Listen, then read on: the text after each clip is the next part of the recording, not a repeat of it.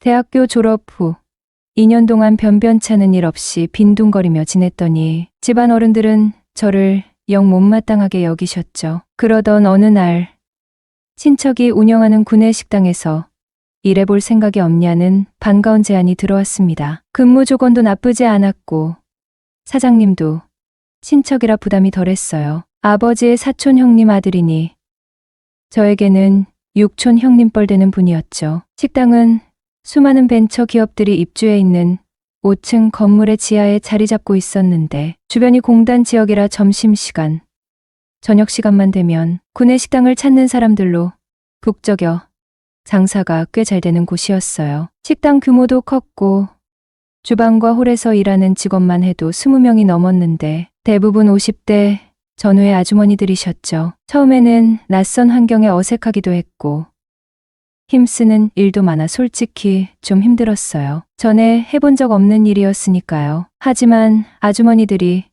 어린 총각이 새로 왔다고 살갑게 챙겨주시고 농담도 건네주시면서 금세 분위기에 적응할 수 있었어요. 그렇게 구내식당에서 보름 정도 일했을 무렵 사장님이 갑자기 회식을 하자고 하더군요. 돼지갈비집에서 푸짐하게 고기를 구워 먹고 술잔을 기울이며 즐거운 시간을 보냈죠. 기분 좋게 알딸딸해진 채로 2차 노래방까지 가게 되었어요. 김 사장, 마누라 기다릴 텐데 먼저 들어가 봐. 정태는 가면 안 돼.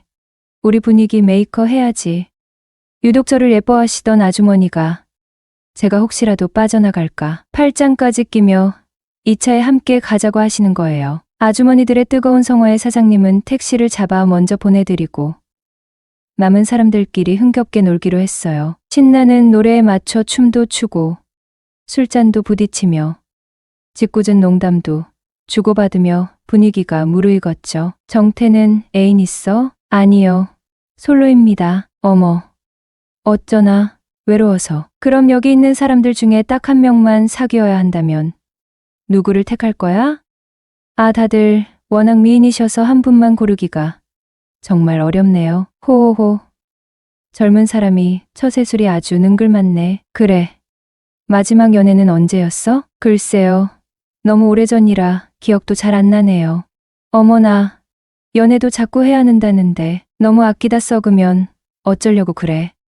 한참 동안 연애를 못 해봤다는 제 말에 아주머니들은 뭐가 그리 재미있는지 깔깔 웃으셨습니다. 살짝 민망했지만 다들 엄마 뻘 되는 아주머니들이라 그냥 웃어넘겼어요. 제가 담배를 워낙 빨리 피우는 편인데 50대 조리 담당 아주머니 한 분이 어머, 담배를 얼마나 세게 빨면 저렇게 빨리 피워?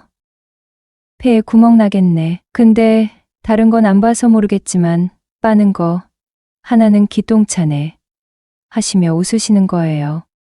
아주머니들은 원래 오지랖이 넓으시니까 별 생각 없이 웃어넘겼죠. 그렇게 석 달쯤 지났을 때 식당 사람들과는 꽤나 허물없이 친해졌죠. 술자리도 잦아지고 하루하루 즐겁게 보냈어요. 특히 친하게 지내는 멤버는 경리보는 정희 누나, 50대 이혼하신 조리 담당 영숙 이모, 그리고 저 이렇게 셋이었어요. 우리는 거의 3일에 한 번꼴로 술을 마실 정도로 죽이 잘 맞았습니다. 정희 누나는 노처녀라 혼자 살았고 영숙 이모는 돌싱이라 혼자 살았거든요. 퇴근하고 집에 가도 기다리는 사람 하나 없으니 일찍 들어가 봐야 적적하고 외롭기만 할 뿐이었죠. 그래서 우리 셋은 자연스럽게 술 친구가 되었네요. 어느 날 술이 몹시 당기는 날이었는데 웬일인지 다들 약속이 있다고 하는 거예요. 어쩔 수 없이 퇴근하고 집으로 발길을 돌리려는데 영숙 이모가 정태야, 나 너 때문에 약속 깼는데 둘이서 한잔할까? 내가 맛있는 고기 사줄게 하시는 게 아니겠어요? 살짝 분위기가 싸하긴 했지만 좋죠. 한잔해요 하고 바로 따라 나섰네요. 소고기집에 갔는데 영숙 이모는 이혼하고 혼자 산 지 꽤 오래되었고 아들은 이미 결혼해서 분가했고 저보다 3살 어린 딸이 하나 있는데 아빠와 함께 산다고 하더군요. 영숙 이모에게 그런 사연이 있는 줄은 전혀 몰랐어요. 혼자 사시는 집도 그렇고 차도 당시 그랜저였던 걸 보면 형편이 어려워 보이지는 않았어요. 소문으로는 영숙, 이모 시댁이 꽤 부유한 집안이라고 하더군요. 소고기를 얻어먹으며 소주를 기울이는데 술 기운이 조금 오르셨는지 얼굴이 발갛게 달아오르더니 이렇게 젊은 남자랑 술 마시니까 데이트하는 것 같고 기분 좋네 이러시는 거예요. 속으로는 에휴 나이값 못하시네 싶었지만 겉으로는 저도 이모님과 데이트하는 것 같아서 정말 좋습니다 하며 능글맞게 받아쳤죠. 그러자 갑자기 정희 누나 이야기를 꺼내는 거예요. 정희, 걔 다른 지역에서 유부남이랑 사귀다가 들통나서 이 동네로 도망쳐 온 거잖아. 라며 정희 누나의 과거를 폭로하듯 말하더니 저번에 나랑 걔랑 둘이 나이트클럽에 갔었는데 아주 겉모습과는 다르게 끼가 엄청 많더라. 남자를 엄청 밝혀.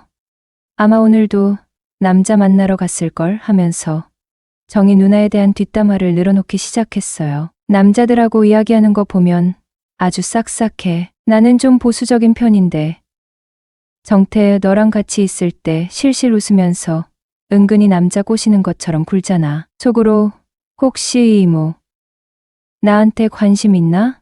하는 생각이 스쳤지만 일단 빨리 이 자리를 마무리하고 집에 가고 싶었어요. 그런데 영숙 이모가 갑자기 뜬금없이 이번 주 금요일에 정희랑 을왕리 가기로 했는데 정태도 같이 갈래?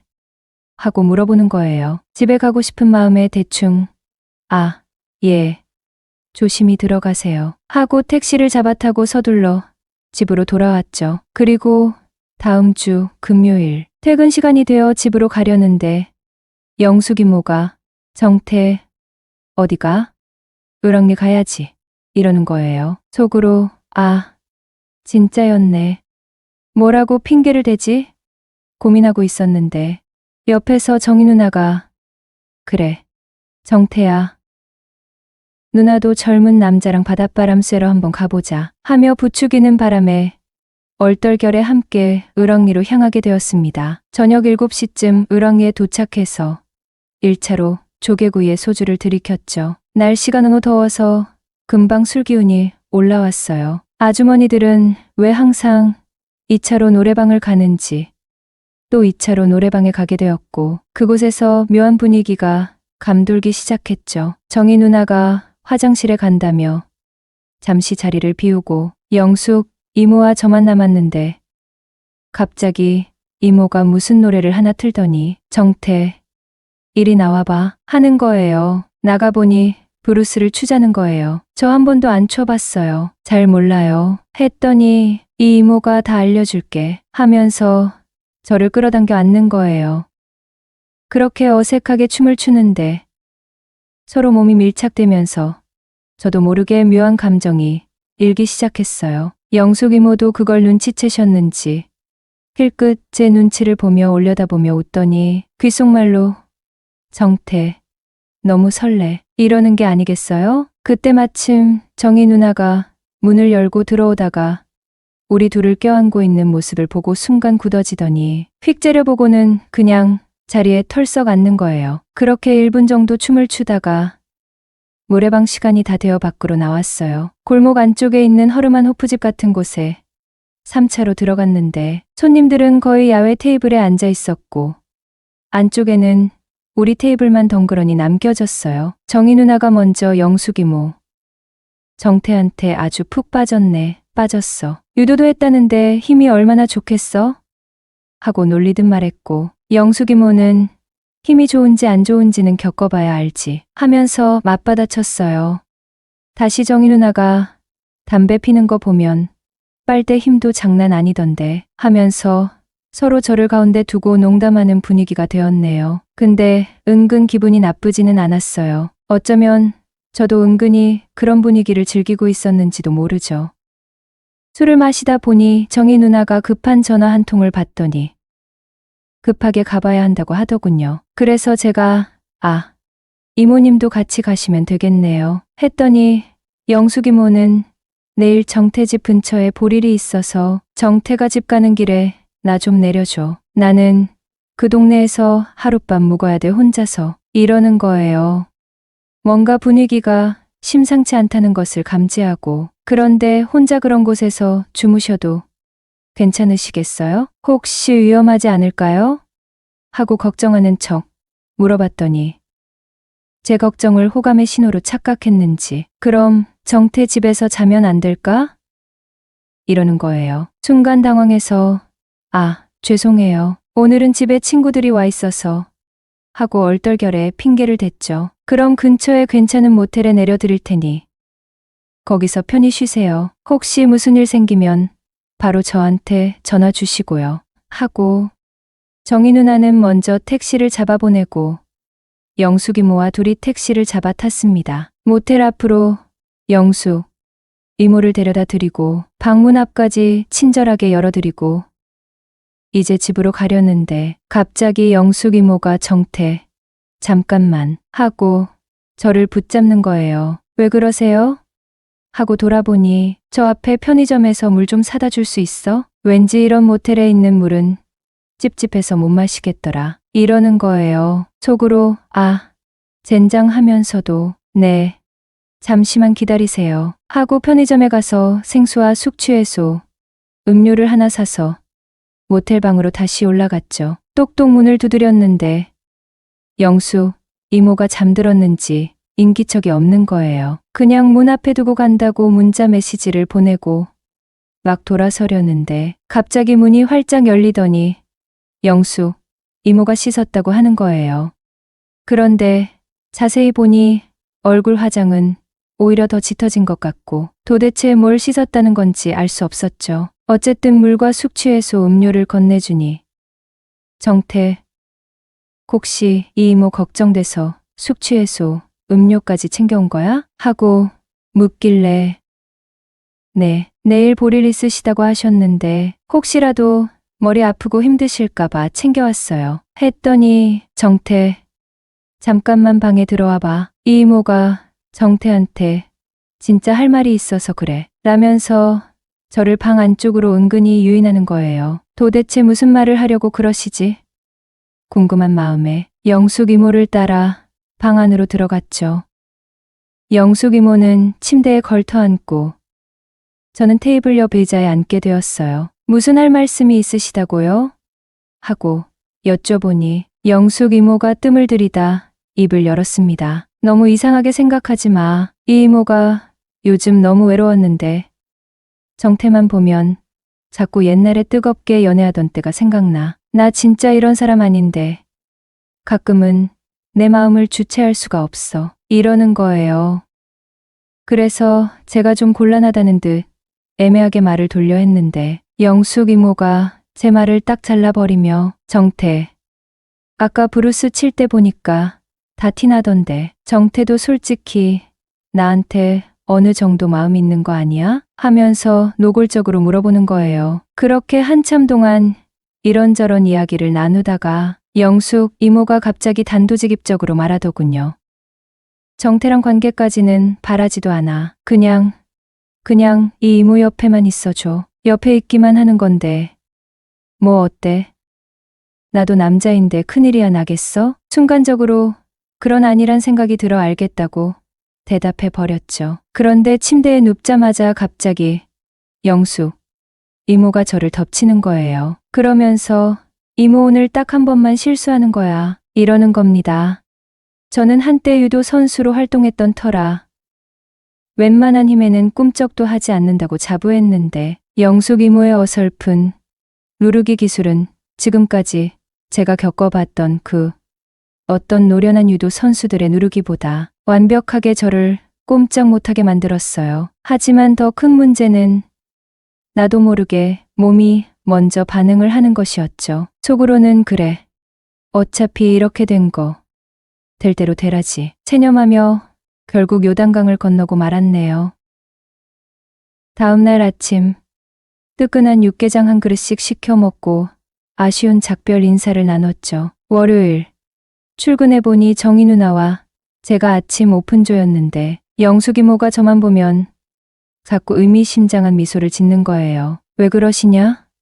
하고 물어봐도 아니야, 아무것도 하면서 딴청을 피우는 거예요. 그렇게 며칠이 지나 토요일 저녁 8시쯤 정희 누나에게서 갑자기 전화가 걸려왔어요. 정태야, 나 지금 부평역에서 친구랑 가볍게 한잔하고 있는데 여자 둘만 있으니까 너무 심심하다. 내 친구 꽤 예쁜데 혹시 시간 되면 잠깐이라도 얼굴 좀 비춰줄 수 있어? 혹시나 하는 기대감을 품고 정희 누나가 있는 부평역으로 향했습니다. 정희 누나 친구분은 정말 예쁘긴 했지만 아쉽게도 제 스타일은 아니었어요. 게다가 술에 이미 잔뜩 취해 계시더군요. 아니, 아무리 빨리 달려왔다고 해도 8시 40분쯤 도착했는데 왜 이렇게 술에 취했냐고 물어보니 글쎄 점심때부터 술을 마시기 시작했다고 하더라고요. 정희 누나가 친구분에게 이제 그만 들어가 쉬어. 늦었다 하더니 제게 귓속말로 그럼 우리 친구는 먼저 보내고 우리 둘이서 오붓하게 한 잔 더 할까? 나 오늘따라 술이 엄청 당기네. 이러는 거예요. 속으로 드디어 올 것이 왔나. 친구분은 택시를 잡아 보내고 둘이서 어디를 갈까 고민하다가 딱히 떠오르는 곳도 없고 날씨도 너무 덥고 해서 정희 누나가 우리 그냥 근처에 방이나 하나 잡고 시원하게 맥주나 마실까 하고 제안하는 거예요. 며칠 전 영수 이모와 모텔에서 있었던 야릇한 기억이 머릿속을 스치면서 정희 누나도 드디어 나에게 기회가 오는 건가? 긍정적인 예감이 들었어요. 사실 영수 이모와 정희 누나는 비교 자체가 안 될 정도로 스타일이 달랐거든요. 영숙 이모도 나름 매력이 있었지만 정희 누나는 키가 조금 작은 것 빼고는 얼굴은 동글동글 귀여운 인상에 몸매는 과장 조금 보태서 마치 김혜수를 연상시킬 정도로 육감적이었어요. 구내식당에 밥 먹으러 오는 남자 손님들이나 거래처 직원들이 정희 누나에게 끊임없이 추파를 던진다는 소문이 자자할 정도로 꽤나 매력적인 여자였죠. 근처 편의점에서 맥주와 소주, 간단한 안주거리를 사서 모텔 방으로 들어갔어요. 방에 들어서는 순간부터 왠지 모르게 가슴이 두근거리고 기대감이 부풀어 올랐네요. 한창 술을 홀짝이며 이야기를 나누고 있는데 묘하게도 결정적인 순간이 쉽게 오지 않는 거예요. 속으로 하긴 정희 누나는 나름 이 동네에서 인기 꽤나 있는 여자인데 영숙 이모처럼 그렇게 쉽게 넘어오지는 않겠지. 스스로를 다독이며 체념하고 술잔을 기울이는데 갑자기 정희 누나가 뜬금없이 정태야, 나 영숙 이모한테 재미난 얘기 들었는데. 무슨 얘기요? 정희 누나가 얼굴을 붉히며 토요일 을왕리에서 있었던 일 말이야. 이러는 거예요. 벌써 다 알고 있었구나 싶어서 뭘 그런 부끄러운 이야기를 다 하셨대요. 그냥 모른 척 해주시지 했더니 아니, 정태 너는 혹시 나이 많은 여자가 취향이야? 영숙, 이모 같은 스타일 좋아해? 하고 장난스럽게 물어보는 거예요. 그래서 믿져야 본전이라는 심정으로 저는 저에게 다가오는 여자는 굳이 막지는 않습니다. 하고 솔직하게 대답했더니 정희 누나가 제 눈을 똑바로 쳐다보며 아니, 그럼 내가 정태 너한테 다가가도 안 막을 거야? 하고 농담인지 진담인지 모를 말을 던지는 거예요. 그런데 놀랍게도 정희 누나가 갑자기 정말로 제게 다가오는 것이 느껴졌어요. 그렇게 정신없이 정희 누나와도 요단강을 건너고 나서야 비로소 정신이 번쩍 들면서 이런저런 생각들이 머릿속을 복잡하게 헤집고 다니더군요. 이 일을 회사 사람들은 과연 어떻게 생각할까? 괜히 소문이라도 나면 어쩌지? 하는 걱정도 밀려왔지만 한편으로는 어쩌다 보니 뜻하지 않게 연애 상대가 무려 2명이나 생겼네. 묘한 만족감과 함께 야릇한 흥분감에 휩싸이며 스르륵 잠이 들었습니다. 그리고 그날 이후로 정말로 꿈만 같은 생활이 시작되었어요. 토요일은 영숙 이모와 일요일은 정희 누나와 하루하루 번갈아 가면서 마치 비밀 데이트를 즐기듯 정신없이 즐거운 나날들을 보냈습니다.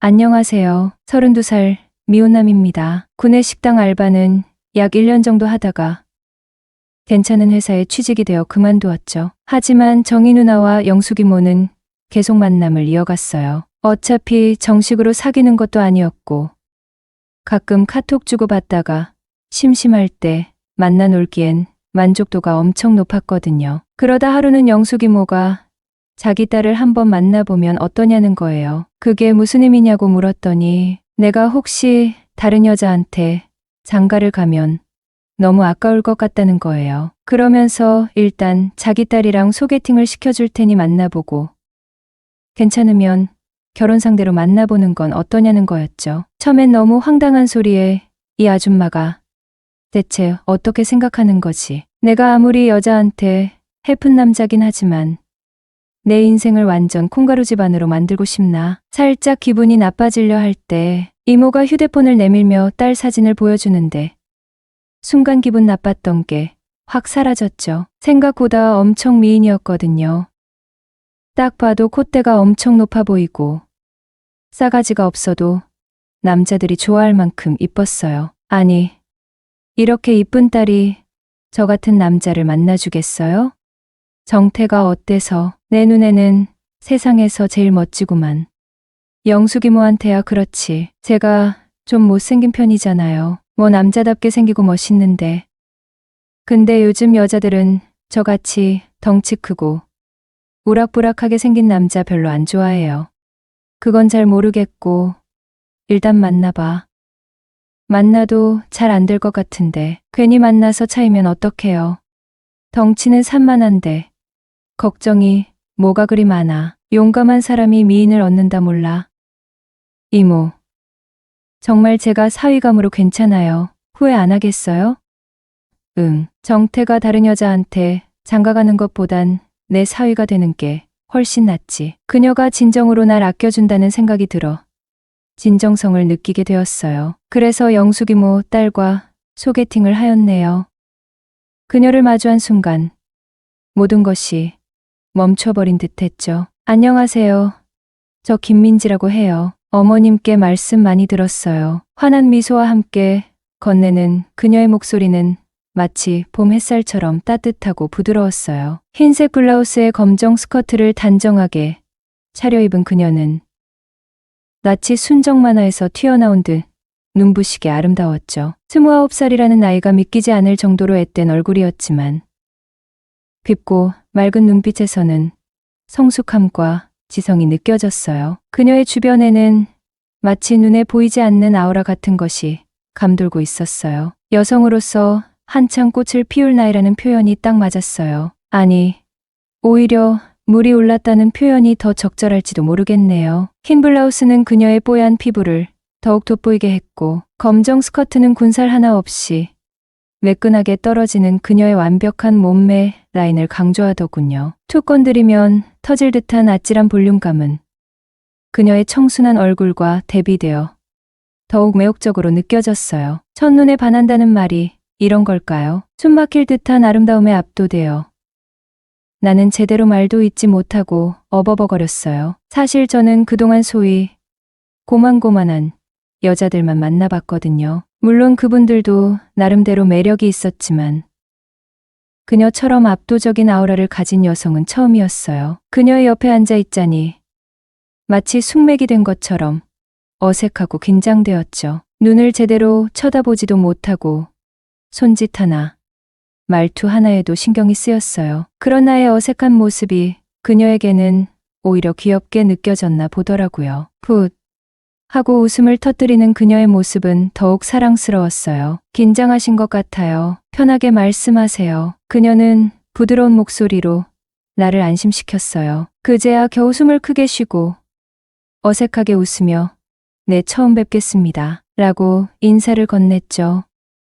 그날 우리는 꽤 오랫동안 이야기를 나누었어요. 나중에 알게 된 사실이지만 민지 씨는 꽤나 많은 남자를 만나봤다고 하더군요. 그녀는 솔직하고 거침없이 자신의 연애 경험을 털어놓았어요. 솔직히 말해서 잘생기고 잘 나가는 남자들 많이 만나봤어요. 그녀는 씁쓸하게 웃으며 말하더라고요. 그런데 막상 만나보면 인물값 탄다고 해야 하나 바람피는 건 기본이고 조금만 가까워지면 여자한테 함부로 대하고 상처 주는 경우가 많더라고요. 그녀의 이야기는 솔직하고 현실적이었어요. 아름다운 외모 덕분에 많은 남성들의 관심을 받았겠지만 그만큼 상처도 많이 받았을 것이라는 생각이 들었죠. 그녀는 덧붙였어요. 저는 아빠를 많이 닮았어요. 외모도 그렇고 성격도 그렇고 그런데 엄마처럼 살고 싶지는 않아요.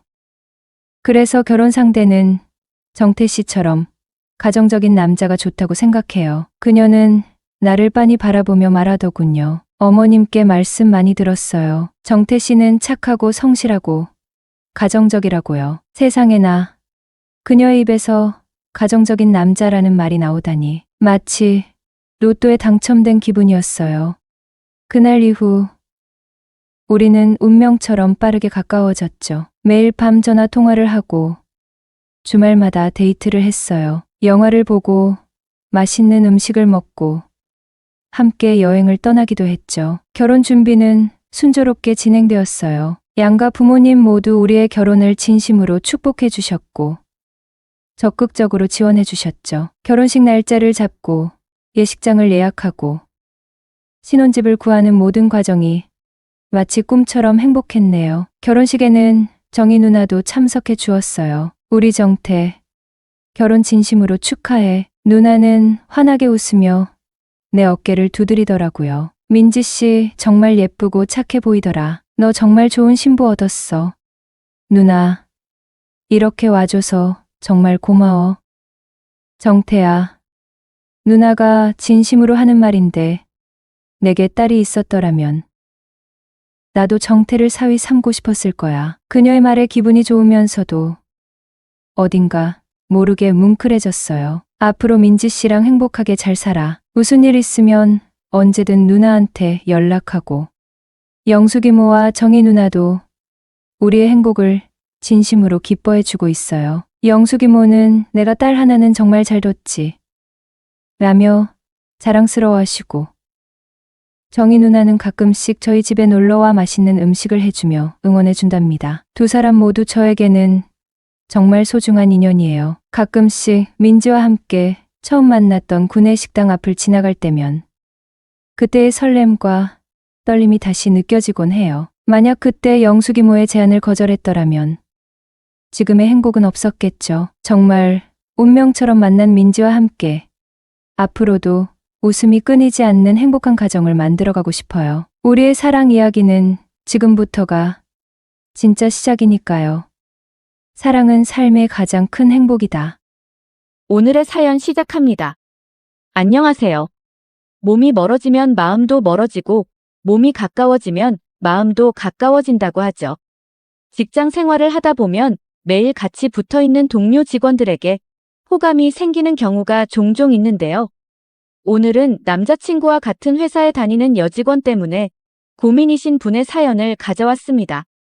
저는 27살 여자입니다. 오늘은 제게 특별한 날이에요.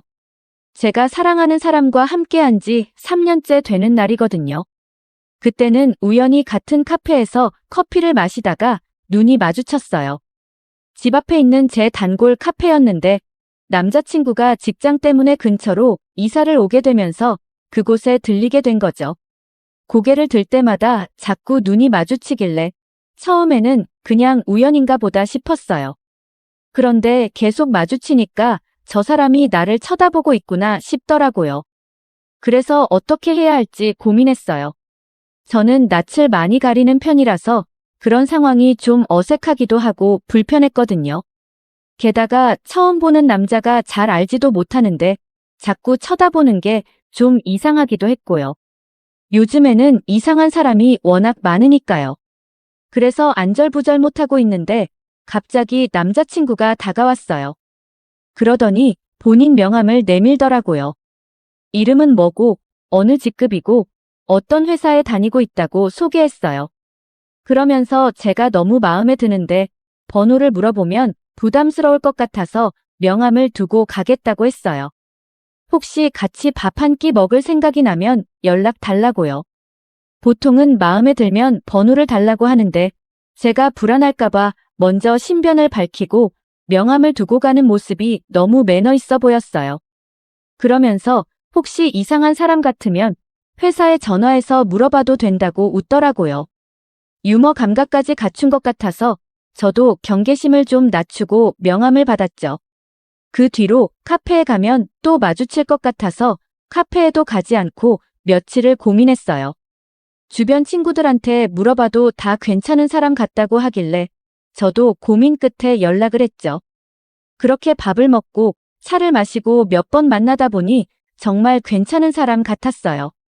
처음에는 그저 인사를 건네는 정도였는데 서로의 관심사가 맞다는 것을 알게 되면서 계속해서 연락을 주고받게 되었습니다. 서로를 알아가는 과정에서 서로의 좋은 점, 나쁜 점을 이해하면서 서로를 존중하고 이해하는 사이가 되었어요. 처음 만난 지 얼마 되지 않아서 저희는 함께 여행을 가게 되었어요. 그때 제가 본 우리의 미래는 빛나고 확실한 것 같았죠. 서로에게 행복을 주는 순간들이 많아지면서 우리는 결국 서로를 사랑하게 되었습니다. 순식간에 호감이 생겼고 얼마 안 가 즐거운 시간도 보내게 되었죠. 집이 가까우니까 남자친구네 집에 자주 놀러 가게 되었고요. 그렇게 저희는 꼬박 3년을 연애하게 되었습니다. 서로 믿고 존중하며 어려운 일이 있어도 함께 이겨나가며 믿음을 쌓아나갔죠.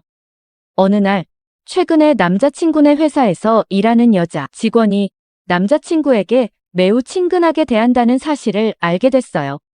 얼마 전에 남자친구가 일이 끝나고 나면 같이 데이트를 하기로 해서 회사 앞에 가서 기다리는데 그 여자 직원이 남자친구 뒤를 졸졸 쫓아 나오더라고요. 그러면서 자기네 집이 좀 먼데 한 번만 집에 좀 태워다 주시면 안 되냐고 아양을 떠는 거예요. 그 뒤로 신경이 쓰여서 누구냐고 물어봤더니 얼마 전에 입사한 신입사원인데 성격이 밝고 명랑해서 다른 사람들한테도 스스럼 없이 대하고 그런다고 하더라고요. 제가 신경 쓰여 하는 것 같으니까 남자친구가 먼저 여자 직원이 아직 어리고 뭘 잘 몰라서 실수하는 것 같은데 마음 넓은 저더러 참으라고 이해해주라고 하더라고요. 일단은 남자친구가 그렇게 얘기하니까 알겠다고 했어요. 근데 가면 갈수록 그냥 넘길 수가 없어요. 주말 아침에도 제 남자친구한테 카톡을 보내요. 아침 인사, 밤 인사를 꼬박꼬박 하고요. 가끔은 밖에서 따로 보자는 얘기까지도 해요. 자기 사진도 찍어서 보내고 등산 좋아하세요? 술 좋아하세요? 하면서 이것저것 질문도 막 하고요.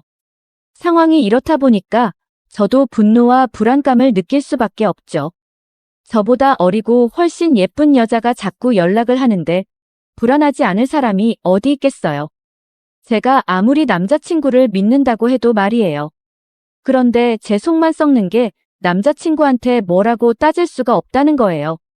남자친구는 그 여자 직원 카톡에 답장도 안 하고 별로 관심도 없어요.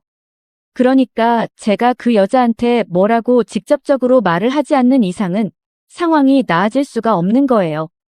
그렇다고 둘이 바람을 피우는 것도 아닌데 제가 남자친구네 회사로 찾아가서 그 여자한테 뭐라고 할 수도 없고요. 괜히 따졌다가 남자친구 망신만 시킬까봐 걱정돼서요. 그래서 남자친구에게 여자 직원한테 괜히 여지 주지 마라, 친절하게 대해주지 마라 얘기는 하는데 남자친구가 워낙 천성이 착하고 친절해요.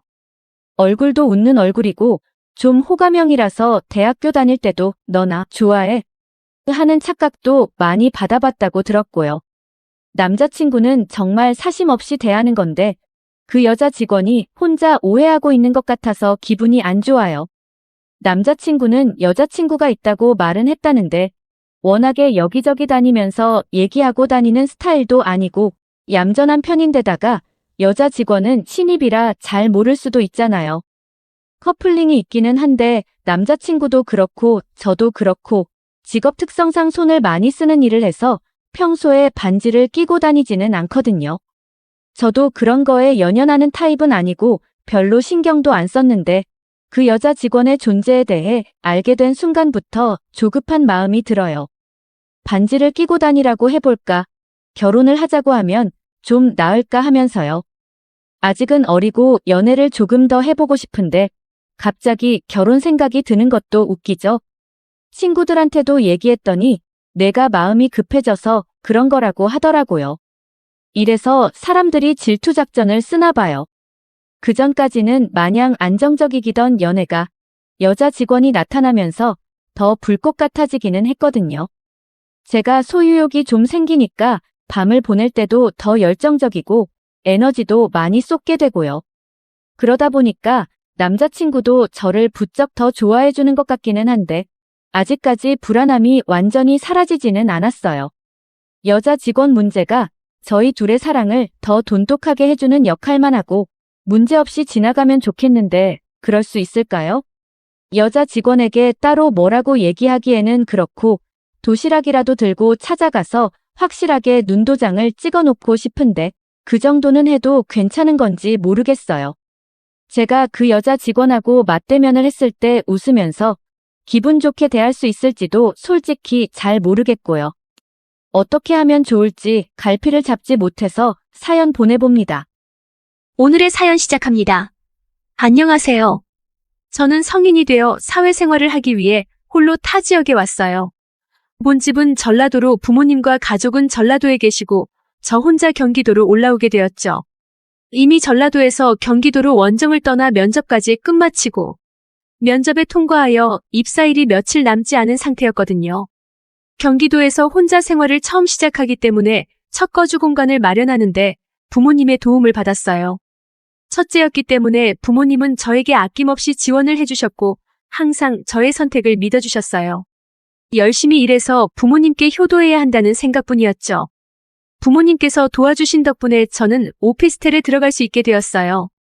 첫 홀로서기였기 때문에 조금 안전한 곳에서 지내고 싶은 마음에 보안이 잘 되는 곳으로 부동산 중개인에게 부탁드려 찾은 곳이었어요. 그렇게 모든 것이 완벽한 출발이었습니다. 오피스텔은 제가 따로 준비해야 할 것이 없을 정도로 완벽하게 준비되어 있었기 때문에 생활하기 굉장히 편한 곳이었어요. 이사를 하고 며칠 지나지 않아 저는 입사를 하게 되었어요. 첫 출근 전날 두근거리는 마음, 걱정되는 마음에 잠을 못 이룰 정도로 설레었어요. 가장 걱정되었던 것은 전라도 토박이인 저의 심각한 사투리로 혹시나 놀림거리가 되지는 않을까, 빠른 말을 못 알아듣지는 않을까, 사투리로 인해 따돌림을 당하진 않을까, 이런저런 고민과 걱정이 많은 저녁이었어요. 드디어 기다리고 기다리던 첫 출근 날이었어요. 엘리베이터를 내려가는데 이사 온 날 보았던 보안원과는 다른 보안원이 서 계시는 거예요. 서로 예의상의 인사를 건네는데 인사하시는 목소리가 어쩜 그렇게 멋있는지 첫 출근길 시작이 좋은 느낌이었습니다. 그렇게 다행히 첫 출근을 잘 마치고 회사 생활 역시 나쁘지 않게 잘 끝낸 하루였습니다. 퇴근길 발걸음이 가볍고 기분 좋은 퇴근길이었어요. 오피스텔 입구에 들어서자 아침에 보았던 그 보안원이 또 서 계시네요. 아침에 한번 봤다고 인사드리는데 저도 모르게 미소 지은 인사를 드리게 되더라고요. 제가 생각하는 보안원 경비 아저씨는 대부분 나이가 지긋하게 있으신 분들이 하시는 걸로 알고 있었는데 이곳의 보안원은 젊은 분들이었어요. 이건 역시 제가 경기도에 와서 조금 신선한 충격을 받은 부분이기도 하죠. 저의 일상은 매일 같았어요. 출근, 퇴근, 집만 반복하며 지냈어요. 회사와 집에서 보내는 시간이 전부였던 거죠. 주말에는 집에만 콕 박혀 아무것도 하지 않고 방에서만 놀고 그랬는데요. 주말 아침 늦게 눈을 떠 화장실로 향했는데 화장실 전구가 깜빡이는 거예요. 바로 관리실로 전화를 걸었어요. 혼자서 해결을 해야 하는지 아니면 관리실에서 따로 와주시는지 잘 알지 못해 전화를 먼저 드렸죠. 공동구역은 관리실에서 해주지만 집안에 있는 것은 개인이 해결을 해야 한다고 하네요. 첫째로 사랑을 듬뿍 받으며 애지중지 커서 전등을 한 번도 갈아본 적 없는 저는 이걸 어찌해야 하나 싶은 생각을 하며 일단은 오피스텔 아래의 편의점으로 전구를 사러 갔어요. 전구를 사서 교체법을 찾아보며 걸어 들어오던 중 그 보안원을 또 마주쳤네요. 서로 인사를 주고받고 저는 또 전구 교체 영상을 보며 집중해 있었죠. 집에 도착해 전구 갈기를 처음 도전하는 저는 역시나 잘 될 리가 전혀 없었어요. 일단은 작은 키가 제일 큰 문제였고 봐도 모르겠어서 덥고 습한 화장실 안에서 짜증만 가득하였죠. 땀을 삐질삐질 흘리며 짜증이 잔뜩 나 있던 상태인데 갑자기 초인종이 울리는 거예요. 인터폰으로 보이는 얼굴은 보안원이었어요. 얼굴을 익혔던 보안원이기 때문에 아무런 의심 없이 문을 열어드렸죠. 보안원께서 말씀하시길 아까 전구를 사서 가는 걸 봤는데 층고가 높아 혼자 교체가 힘들 것 같아 와보았다고 합니다. 경기도에 올라와서 처음 받아보는 남자의 배려였고 그 배려에 찐 감동을 받았어요. 안 그래도 너무 높기도 하고 뭐가 뭔지 하나도 모르겠어서 아직도 못 갈았다고 하니 본인이 도와주어도 되겠냐고 물어보네요. 그럼 너무 감사하다고 저는 문을 활짝 열어드렸답니다. 그렇게 보안원께서는 전구를 손쉽게 뚝딱 갈아주셨고 저는 감사 인사를 전하고 제가 아침마다 마시려고 사두었던 캔커피를 하나 건네드렸죠. 보안원께서는 캔커피를 받아 드시고는 무슨 일이 있으면 언제든 관리실이나 본인에게 도움을 청하라고 하시며 웃음을 남기신 뒤 가셨습니다. 전구 교체를 위해 방문해주신 보안원이 제 자취방의 첫 남자 손님이 된 셈이었어요. 그 뒤로 오피스텔 입구에서 보안원을 만나면 서로 뭔가 더 친근하게 인사를 나눌 수 있었어요. 식사는 하셨는지 안부를 묻는 것은 당연해졌고 엘리베이터를 기다리며 대화를 나누는 시간은 더욱 길어졌어요. 대화를 많이 하면서 확실히 더 가까워지는 것을 느낄 수 있었죠. 회사의 첫 회식 날이었어요. 입사하고 첫 회식이라고 여기저기서 술잔을 받았더니 금세 술에 취해버렸어요. 이 차는 가능한 사람만 가고 힘든 사람은 집으로 갈 수 있는 자유로운 회사였어요. 신입이 눈치 없다고 할까봐 2차까지 따라가고 싶었지만 술에 취해 따라갔다가는 더 민폐가 될 것 같아 집으로 가겠다고 하고 1차가 끝난 뒤 집으로 향했어요. 회사도 집 근처이기 때문에 회식도 근처라 술도 조금 깰 겸 걸어왔어요. 오피스텔 입구에 도착했을 때 역시나 보안원을 마주쳤어요. 술 기운에 만난 보안원은 더 잘생겨 보였고 그런 보안원에게 저는 더 해맑게 인사를 했어요. 보안원께서도 술 드셨냐며 조심히 올라가시라고 친절한 인사를 해주었어요. 분명히 혼자 사는 집인데 갑자기 누군가 저를 깨우는 거예요. 비몽사몽한 정신으로 눈을 떴고 저를 깨우는 그 사람을 쳐다보았어요. 보안원이었어요. 이게 무슨 상황인가 싶었어요. 되짚어 생각해보니 엘리베이터를 기다리던 저는 졸음이 밀려오기 시작했고 엘리베이터를 타고 올라가는데 잠이 들었어요. 걸어오느라 힘들기도 했고 술 기운도 있어서 살짝 주저앉았는데 그대로 잠이 들었나 봐요. 술에 취한 제가 걱정이 되어 CCTV를 확인하고 있던 보안원이 엘리베이터 안에서 잠든 저를 보고 저에게 와주었던 거예요. 만약 보안원이 아니었더라면 큰일이 날 수도 있었던 상황이었던 거죠. 보안원께서는 저를 집으로 데려다 주셨어요. 걸음도 제대로 하지 못하는 저를 침대에 눕혀주시기까지 하셨죠. 저도 모르게 돌아가려는 보안원의 손을 잡았어요. 그냥 혼자 있기 싫어서 옆에 있어 주었으면 좋겠었거든요. 보안원께서는 제가 잡은 손을 더 꽉 잡아주셨어요. 제 마음을 알았나 봐요. 그리고 제가 잠들 수 있게 옆에 있어 주었어요. 그런데 옆에 잘생긴 남자가 쳐다보고 있으니 잠이 안 오는 거예요. 눈을 뜨고 보안원 그 남자를 쳐다보았어요. 눈이 마주친 보안원과 저는 서로 말하지 않았지만 눈빛으로 서로가 원하는 것을 알고 입을 맞췄어요. 그렇게 위험한 순간에서 저를 구해준 보안원과 그날 밤 잊지 못할 밤을 보내게 되었어요. 저보다 3살 많은 오빠였던 보안원은 어린 저를 리드해 주었고 저는 리드해 주는 대로 따라갔죠. 가슴이 터질 듯이 두근거리고 설레었어요. 혼자 지내서 썰렁하기만 했던 오피스텔은 그날 밤만큼은 뜨거운 열기가 가득했고 우리 둘의 아름다운 사랑을 나눈 시간이었습니다. 뜨거운 시간을 보낸 다음 날 똑같이 보안원을 마주쳤어요. 민망하고 부끄러웠지만 며칠 지나니 그것 또한 지나가더라고요. 그렇게 저는 멋있는 보안원이 함께하는 오피스텔에서 잘 지내고 있답니다. 오늘의 사연 들어주셔서 감사합니다. 구독, 좋아요 응원해주세요.